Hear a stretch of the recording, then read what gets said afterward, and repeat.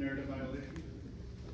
I don't know if you like Indian food, but you get like. Awesome. Now that I'm set up here, today we're going to talk about rethinking serverless. I'm Danielle. I'm an AWS serverless hero, and in a past life, I built serverless dev tools at a company called Stackery. Big serverless user, big serverless advocate. I have a Discord, but I didn't link it like Caroline did. I'll have to invade your Discord and then Please put the do. link in there. Please do, yeah. If anyone's interested in learning more about serverless, we've got people in there of varying levels. Some are just serverless curious, some are folks like myself who have been shipping serverless for many years. So, very friendly folks. Just follow our code of conduct is all. And by day, I'm a new software engineering manager. So I work in healthcare. It's messy, but it's fun. And like maybe a lot of you folks, I work remote. So I'm constantly kind of looking around to see what the main trends are in tech, beyond just talking to my immediate coworkers. And I tend to, for better or for worse, go online a lot. I mostly frequent LinkedIn and Twitter /X, whatever we're calling it these days. And one thing that I've kind of noticed recently is a lot of people just like blanket hating on serverless for like weird reasons. So that's kind of what motivated me to write this talk. Some of what people said is true. I totally agree with some of the concerns, but some of it is pretty much just made up for trying to get internet clout. And I'm not targeting these individuals directly, these are just like some examples that I've seen. Serverless became synonymous with I don't need to think anymore. This one, baseless marketing ploy. You still need to worry about CPU, memory, which region it's running in. Now you have to worry about cold start, code size, and duration. I'll hold off on my opinion on those. But yeah, so today we're gonna do some definitions, just to kind of have a common language. And then these points 2 through 5 are kind of more like high-level topics that I see a lot of people complaining about the most. So I wanted to give my opinionated take on it. And at the end, you may disagree with me. I welcome friendly arguments at Cloud Peers. I think my main hope is just like, in the end, even if we do disagree, I hope we can learn something from each other. So that's kind of what this is about.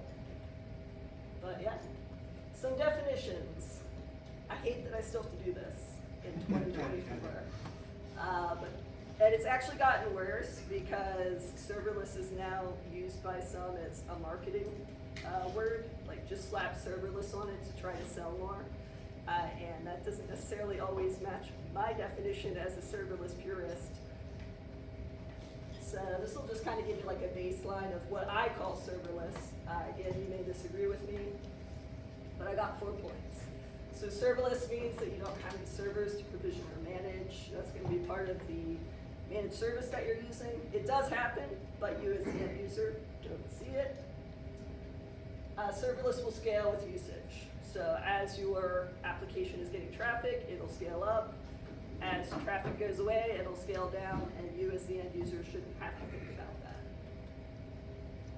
that. Availability and fault tolerance is built into these services. And this one is a little spicy. Some people disagree with this. AWS now disagrees with it. Never pay for idle. So what that means is like, part of point 2 with scale with usage, if it scales down because you're getting 0 traffic, you shouldn't be charged for that. That's what my definition is. And then I have a footnote. Serverless to me is more than functions as a service. It's a core part of serverless, but it's not all that serverless is.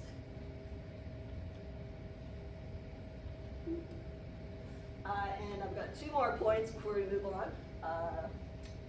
legendary serverless hero, Ben Kehoe, wrote this really fantastic blog post just about the serverless mindset. And I would heavily recommend you read it yourself to have your own takeaway. But my main takeaway from this is it's more on the soft skills side. We get really into the tech side of things, but if you think about the serverless mindset, you're thinking about how can I get closer to my end users and work closer to them about what they care about. And when you're building an application, like, there are things that you 100% need. Like, you need servers, things like that.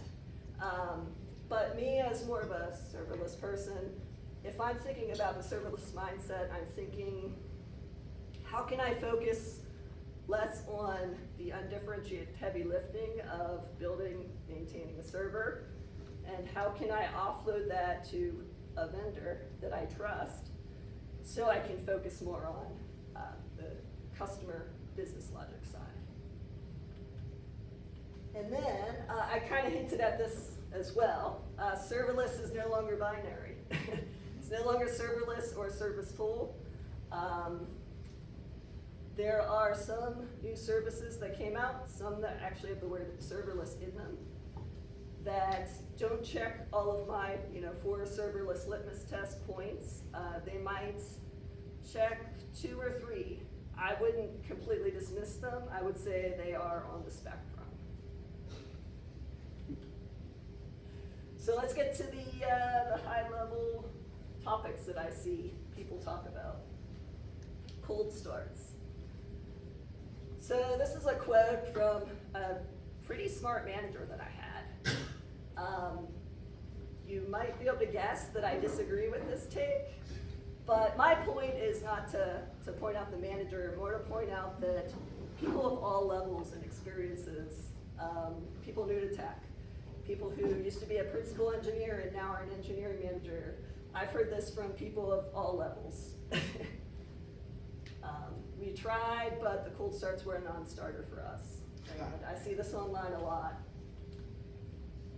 So we'll get back to that in a second. But yeah, my general unsolicited advice, and this is probably good for almost anything, but I think when you're using a service, you should learn how it works. You should learn what it's good at, what it's not good at, and then you should use it for what it's good at. So, cold start definition. This is stolen from the AWS Lambda docs. I'm pretty sure this is probably similar for other functions as a service, like if you use the Cloudflare, Google. Essentially, when you make a request to a cloud function, the first time it's invoked, there will be a few milliseconds before your code is actually run. That's what we call a cold start. And this is AWS very nicely breaking down at a high level what happens during a cold start. So at the beginning, it downloads your code. It starts a new execution environment. Then it executes your initialization code. This is code that happens like outside of the handler function. If you're like initializing some variables, maybe a database connection, things like that. And then it executes your code finally. And the first 2 is what happens during a cold start. And the cool thing about Lambda and functions as a service in general is it does all this stuff. After it executes your code, then it looks to see, am I getting more requests? If it is, then it will just reuse the execution environment. And I view that as a pro, because then you don't have to wait for that cold start. Sometimes it bites you, but yeah. Overall, I view it as a pro. So let's talk about some things that can affect cold starts. The runtime that you choose. So if you're picking like a more compiled language, like Java or .NET, those are pretty heavy runtimes. So as it's provisioning your function, it's going to take a little longer than it would for something like Node or Python. I'm biased. My company mostly uses TypeScript and Node, so that's kind of where my bias is, but it aligns with this official use Node. What about if you can? What about small byte compiles like C or Golang, something that's like, doesn't have as much of a warm-up time when it starts. Like a JVM takes a Yeah. whole lot of effort to start up, but Yeah, I believe Golang should be fine. yeah. I can't speak to C though, but yeah, that's a good Well, question. notice I didn't say C++.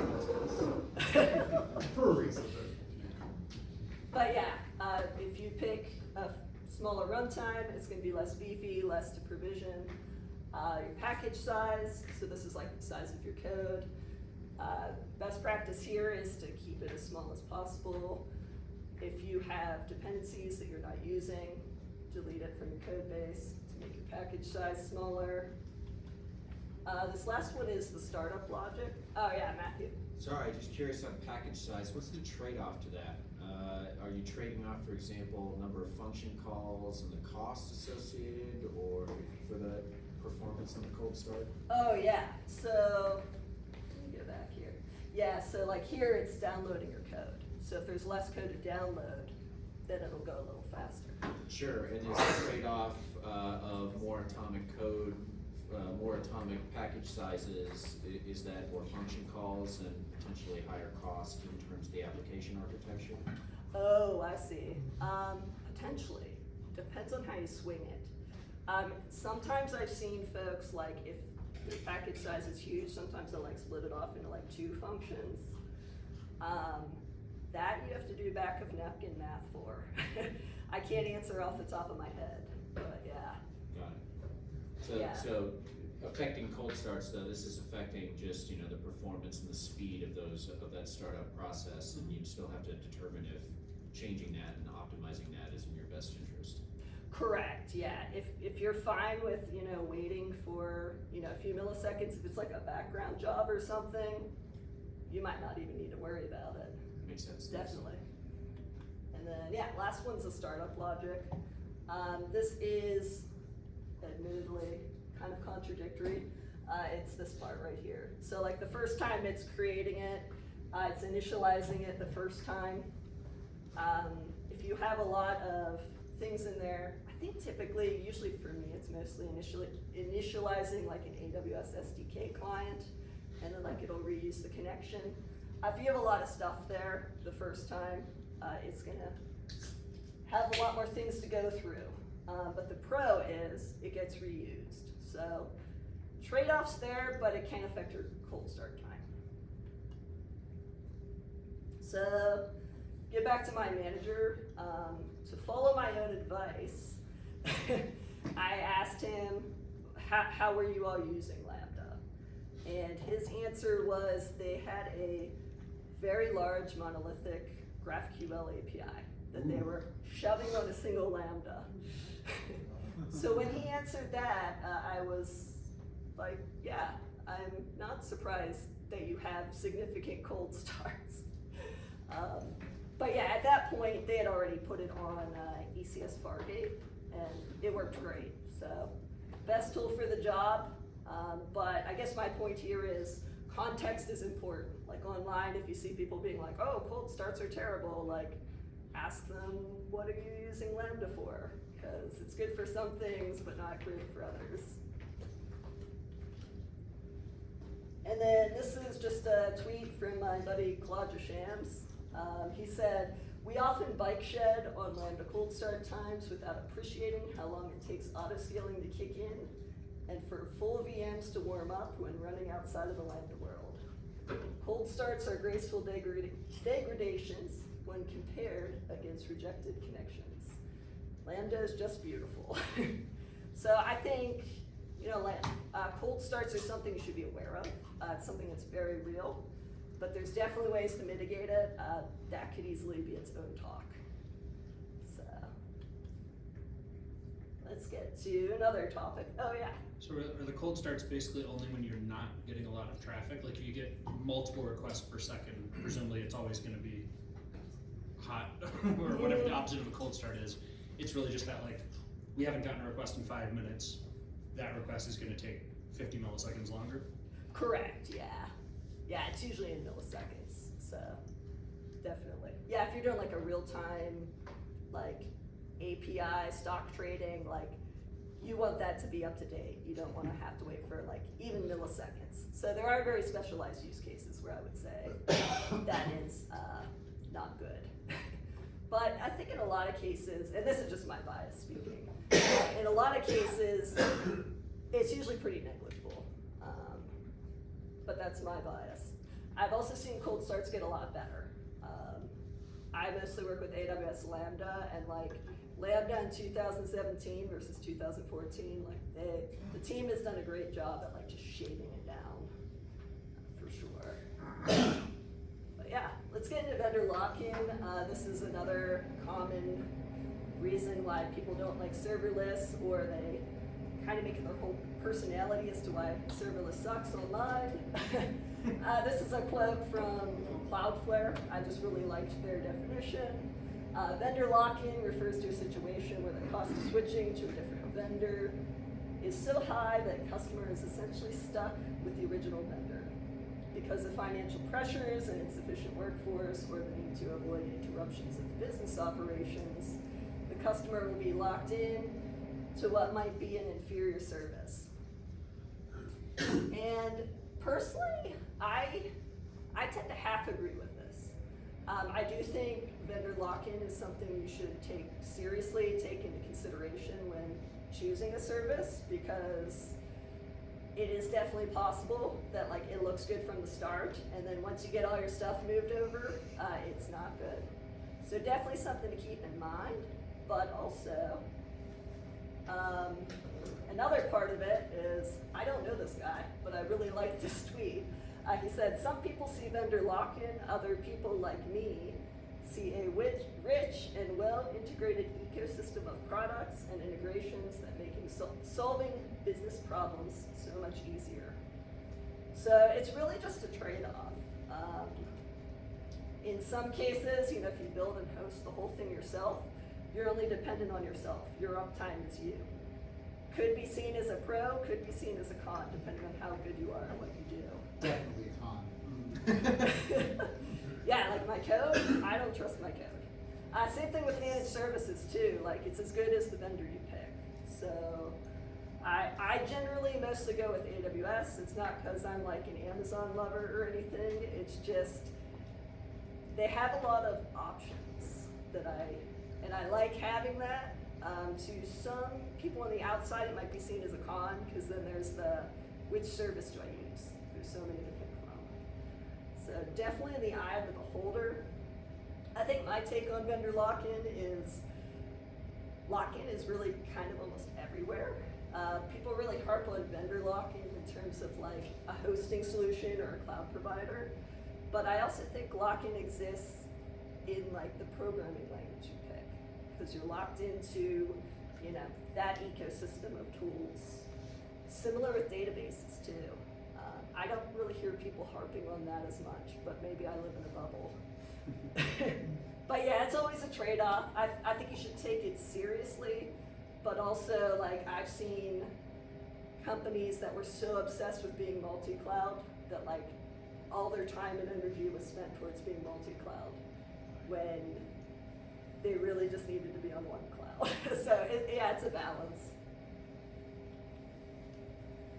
Third one, serverless is complicated. This is one of my favorites. So this is my friend Matt. He's got some like pretty serverless hot takes that are kind of harsh. This one I mostly agree with. He says people who complain about serverless being complicated satisfy one or the following criteria without exception. 1, they've never actually used serverless. 2, they've never had to deal with on-premises or cloud server-based deployments. 3, they're trying to sell you something. I feel like I mostly agree with this. Point 1, I would add, haven't used serverless recently. Because I know people that maybe tried like Lambda in 2016 and it was bad, and then they go on talking about their bad experience they had in 2016, and like now it's way better. So that's probably the one addendum to that. But yeah, definitely trying to sell you something. I had that experience with PHP. It's gotten a lot better, huh? After like 25, 30 years, yes. Gotta wait for it, yeah. Yeah. yeah, I found this, typical serverless architecture. And there are a lot of boxes here.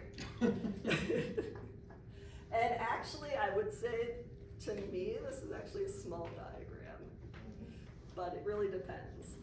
So let's go through some architecture diagrams.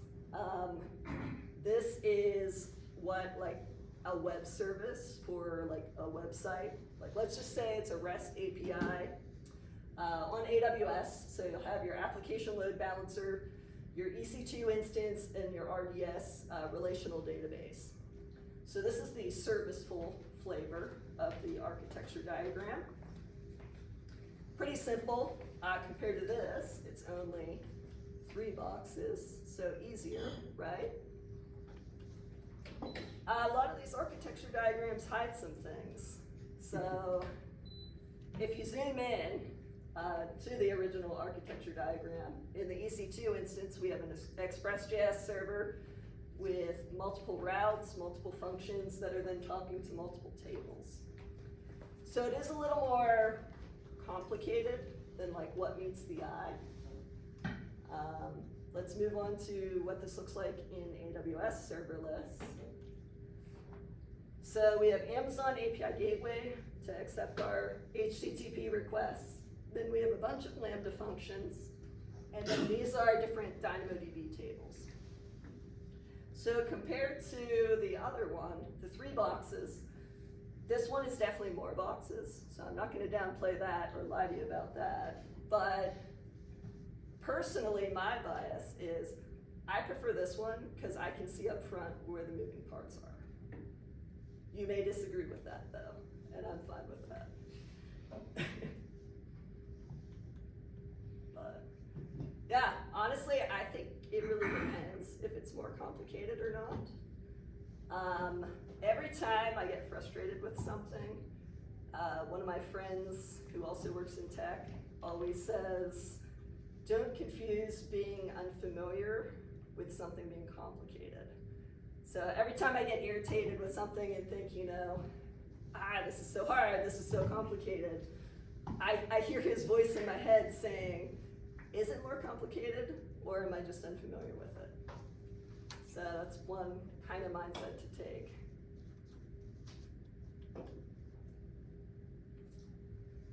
Oh yeah, this one. So yeah, this is a math problem that I think about a lot. It's very relevant for are things complicated or not, but I think about this a lot just in building. Happiness equals expectation minus reality. And a lot of those like marketers trying to sell you on serverless, like, oh, it's so easy.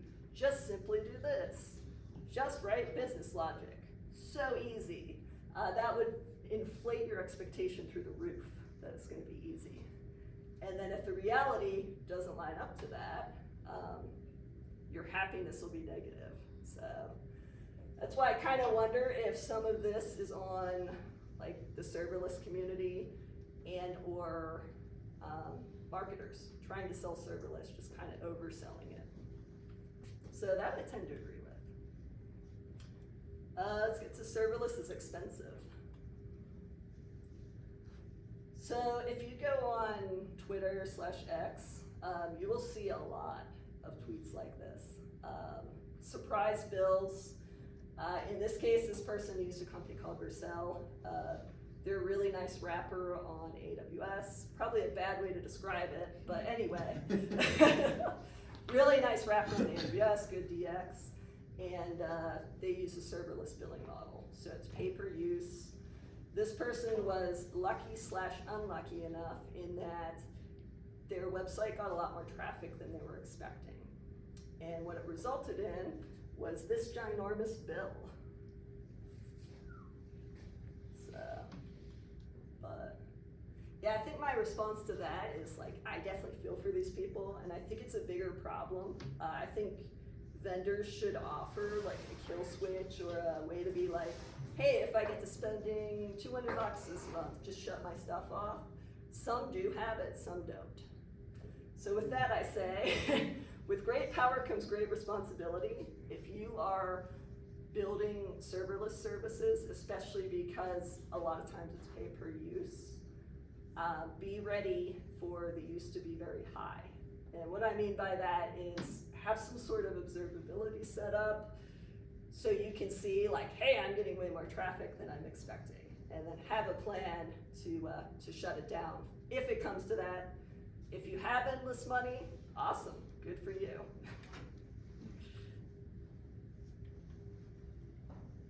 But yeah, if you compare, like, if we're thinking about like compute, comparing EC2 to Lambda, sticker price for Lambda is definitely gonna be more expensive.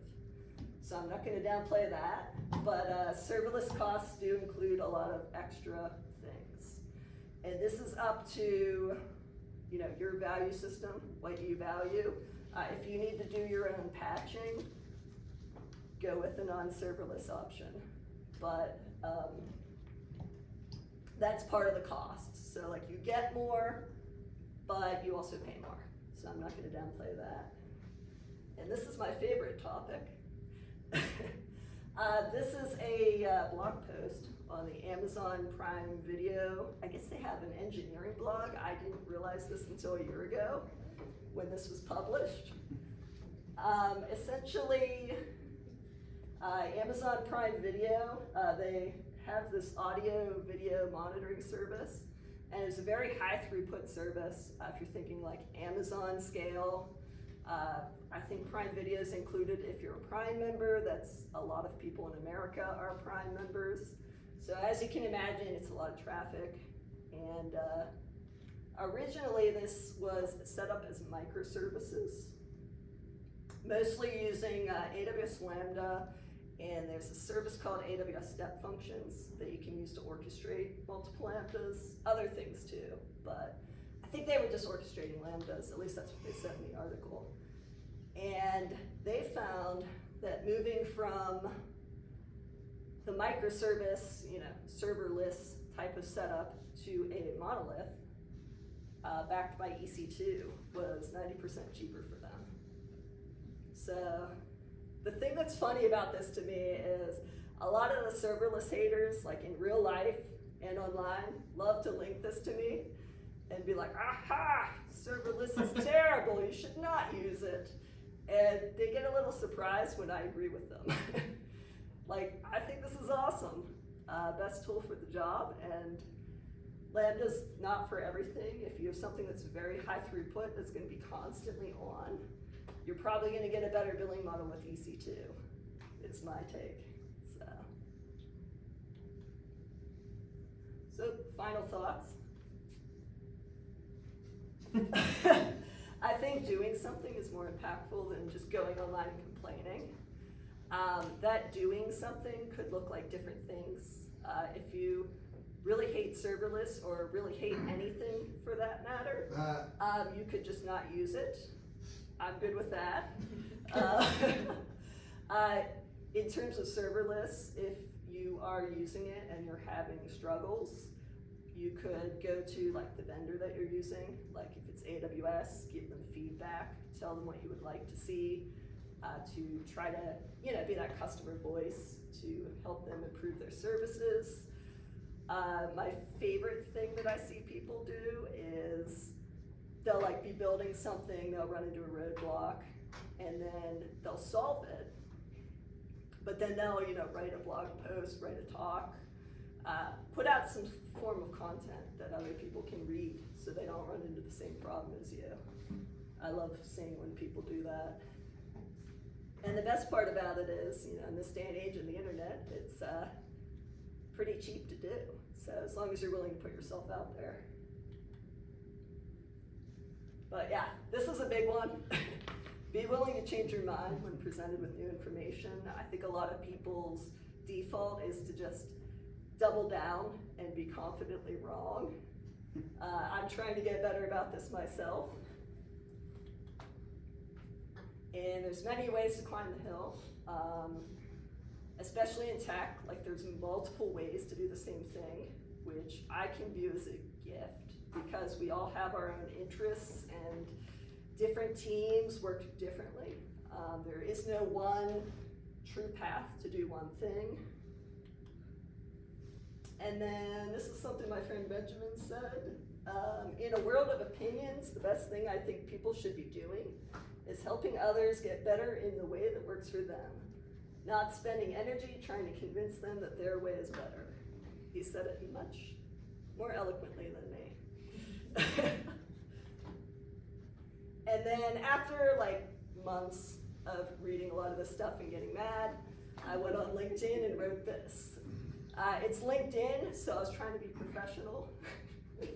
But I know not everyone does anymore. Like, it's kind of nuts, some of the stuff that people put on LinkedIn with potential recruiters looking at them. But I just said, you know, in this day and age of social media, witnessing a lot of people really trying to be an influencer, and I think things like tech are constantly changing, constantly evolving, and we're all just kind of figuring it out and learning as we go. So I think, you know, if you're trying to get people that consume your content, and this includes like a tweet or a LinkedIn post, if you're trying to represent yourself as like an authoritative expert that knows everything, I think you're doing a disservice to those folks.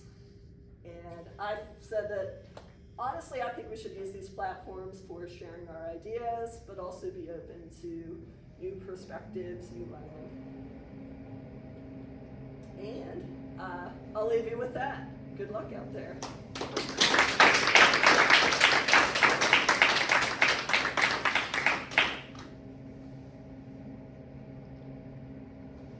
Yeah. I have a question. You mentioned Fargate earlier as the solution that person chose. Is that a serverless service? It is serverless-ish. Yeah. It can't scale to 0 though, which is cool.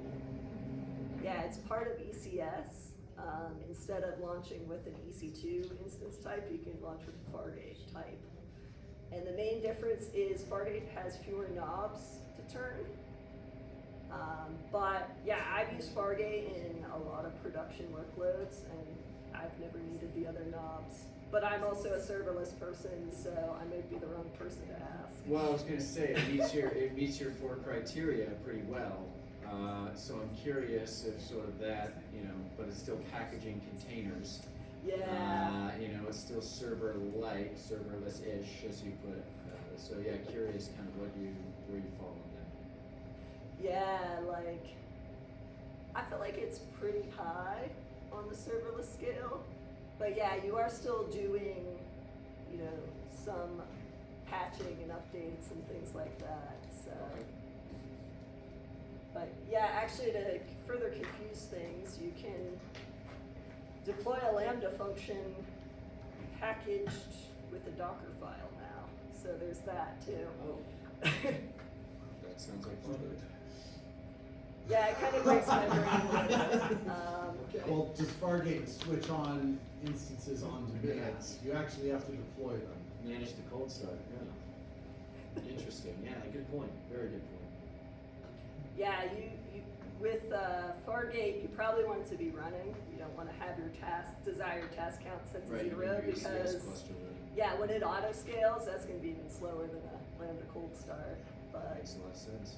saves you money if it's a background service to not have it running.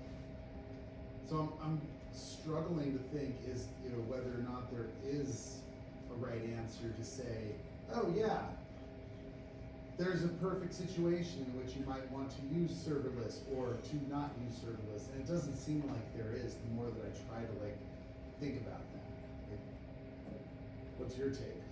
Yeah. It's not, you know, in the whole spirit of like absolutes or avoiding absolutes. Yeah, it's getting harder, I think.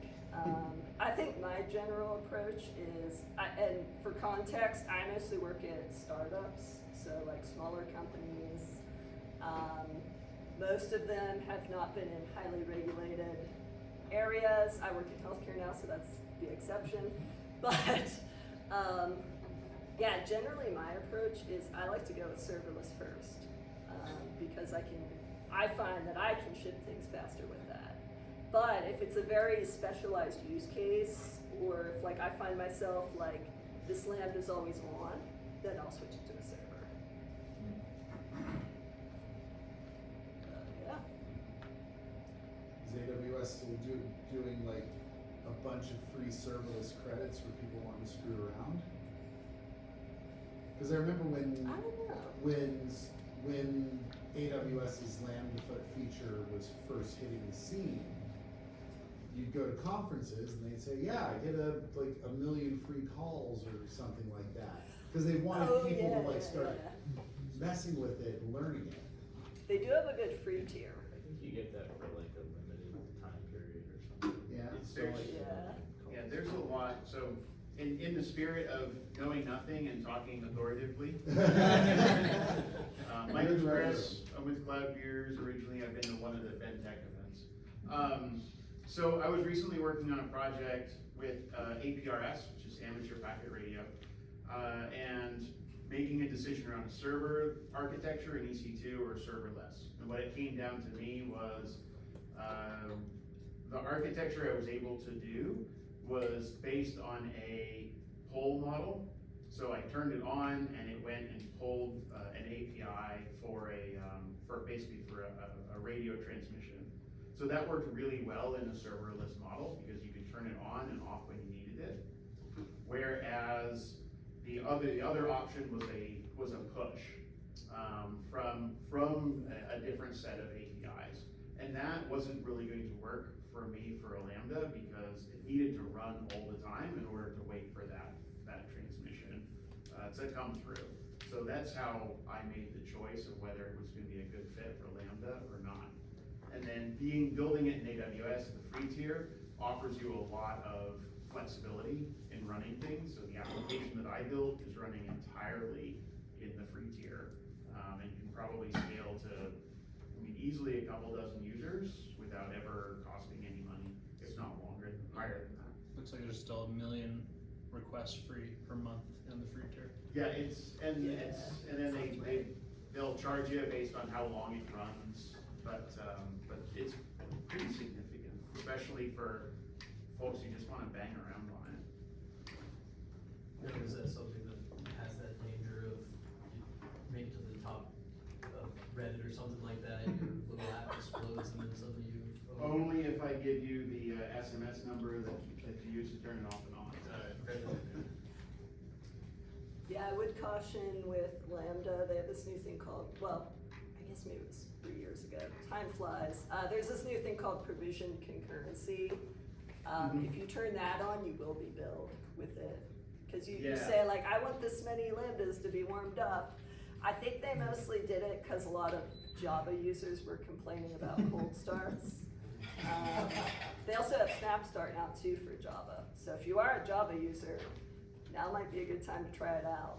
But I don't think you'll ever hear about cold start complaints from Rust users. yeah, definitely not. Yeah, lots of people are big into Rust in the serverless community. Yeah. Have you done that kind of serverless to serverful transition, and does it require re-architecting the code in a meaningful way? I'm trying to think on that. So I'm just trying to think of like if I'm building functions versus I'm building like a monolith. There's like a lot more with the monolith that you have to kind of wrap around that I guess that's the work you have to do to do the migration. Combine the functions. Yeah, because they do say best practice is to like don't ship a monolith on a Lambda. People do. I've seen it in prod. But yeah, best practice according to AWS for Lambda is, one server, one purpose. Yeah, I probably would imagine it would look like, just combining a bunch of Lambdas into one. Probably way easier for observability, because then you only have one set of logs. Yep. Would be my thinking, but yeah. Have you written your own kill switch to avoid the infinite billing issue? I haven't.